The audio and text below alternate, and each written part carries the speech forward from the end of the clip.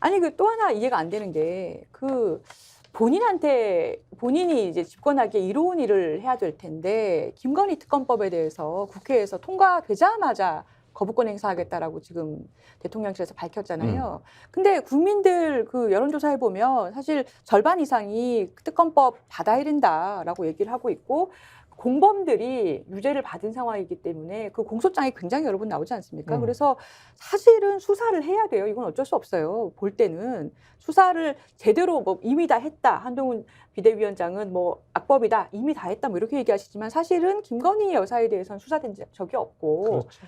근데 이걸 거부권 행사하면 거부권도 뭐 총선 전에 아마 해야 될 텐데 상당히 역풍이 불 텐데요. 역풍은 없어요. 이런 행동을 왜 하는 네, 걸까요? 어차피 60대 35예요. 그러니까 거부권을 발동해도 크게 뭐 지지율이 떨어지거나 그러지 않을 거예요. 그러니까 이미 이 보안관 행동을 하지 않는 알파 메일에 대해서 저거는 우두머리 자격이 없다라고 생각하는 사람들이 일정 부분 있어요, 다수가. 그리고 그렇게 1년 반 넘게 그렇게 해왔는데도 여전히 아주 잘하고 있으라고 대답하는 사람 또는 잘하는 편이야라고 대답하는 사람이 셋 중에 하나쯤 되잖아요. 이거 안 움직여요, 웬만해서는. 그렇구나. 그러니까 네, 웬만해서 안 움직이기 때문에 그냥 거부권 발동할 거예요. 그리고 이거는 윤석열 대통령이 이제 보안관 행동이 아니고 자기하고 친한 사람, 가까운 사람을 위해서 개입하는 그 보안관 행동이 전혀 아닌 다른 행동이잖아요. 사적인 행동이잖아요.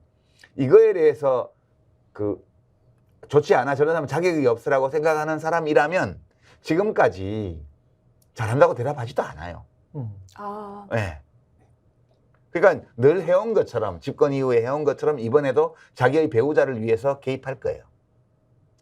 개입할 거예요. 하겠다고 얘기를 했잖아요. 어차피 그래도 그 30%는 움직이지 않는다. 왜냐하면 민주당과 이재명 대표에 대한 민주당에 대한 혐오감을 계속 언론에 조성해주고 이재명 대표를 악마화하는 그런 행동을 언론이 계속 해주고 있잖아요. 그러니까 이것만 하면 3분의 1은 지킬 수가 있고 더더군다나 선거구가 많은 영남 쪽을 자기들이 지킬 수 있다고 생각하기 때문에 예. 근데 그렇게 해서 선거는 못 이기는데 못 이겨도 상관없다는 거예요. 왜냐하면 어차피 지금 170대 110 이 조건에서도 해왔잖아요. 여당 의석이 110개 정도 내외밖에 안 되는 조건에서도 1년 반 넘게 해왔잖아요. 뭐 선거에서 또 지난번에는 진다 한들 지금보다 더 나빠질 게 뭐가 있어요. 저 행정권 쥐고 있고 그럼요. 그리고 중요한 법안에 대해서는 거부권 행사하면 되잖아요. 그렇죠. 시행령 해가지고 뭐 대충 하고 그러면 되지. 근데 저는 그 30%에 관해서 늘 이상하다라고 생각하는 게 미국도 그렇고 한국도 그렇고 생물학적으로 보는 것과 가장 밀접한 게 이제 경제적으로 먹고 산 이즘이잖아요. 그래서 뭐 종부세 깎아주고 뭐 법인세 깎아주고 그다음에 이번에 금융투자소득세 깎아주고 뭐 이런 것들이 때문에 이제 혜택을 받는 사람들이 분명히 있단 말이죠. 그 사람들이 보수 정부를 찍는 거는 당연하다고 생각을 합니다. 그 사람들 중에도 안 찍는 사람도 많잖아요. 그러니까. 예. 네. 그러니까 그게 나에게 이익을 주는 사람을 지지한다는 사고방식과 행동양식을 가진 개체들이 있는가 하면 예. 서로 나에게 이익을 준다 하더라도 내가 가진 선악과 옳고 그름의 관점에 비춰볼 때 저것은 옳지 않아 라고 판단하면 그걸 비판할 수 있는 사람이 공존하고 있는 게 인간사회예요.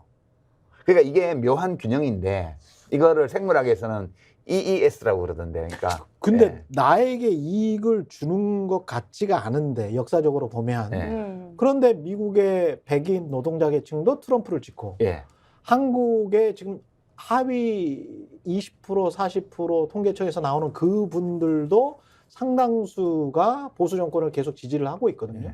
그거는 어떻게 봐야 된? 그거는 이미 그 서스타인 베블렌이라는 그 사회학자가 이미 130년 전에 낸 책에서 유한 계급론이라고 있습니다. 근데 그 사람은 혁명이 안 일어난다고 봤어요. 마르크스는 계급 대립과 계급 착취 때문에 혁명이 일어날 거라고 주장을 했지만 베블렌은 혁명이 안 일어난다고 얘기를 했어요. 왜냐하면 사람들은 지배계급을 타도하고 싶어 하는 게 아니고 자기도 지배계급이 되고 싶어 해요. 그렇죠. 그러니까 지배계급을 증오하고 혐오하고 타도하려고 하는 게 아니라 지배계급을 부러워하면서 자기도 거기 끼고 싶어 한다고요. 나도 강남에 가서 살고 싶어. 그렇죠.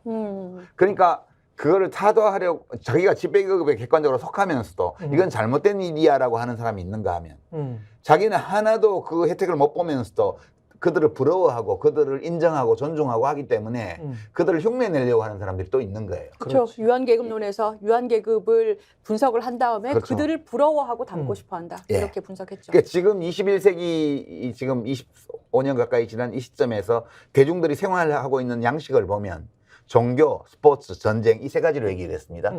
베블렌이 그대로예요.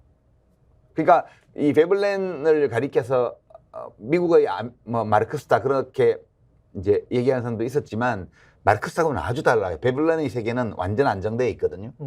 그러니까 이 생물학적으로 개체들 중에는 어떤 선악의 기준과 미추의 기준 이런 걸 가지고 세상을 바꾸려고 하는 개체, 변이를 가진 그런 행동 양식을 가진 개체가 있는가 하면 그거하고 아무 상관없이 현실의 권력을 가진 자를 추종하고 부러워하고 자기도 거기에 가담하고 싶어하는 개체들도 있는 거예요. 이것이 일정한 균형을 이루고 있다는 거예요.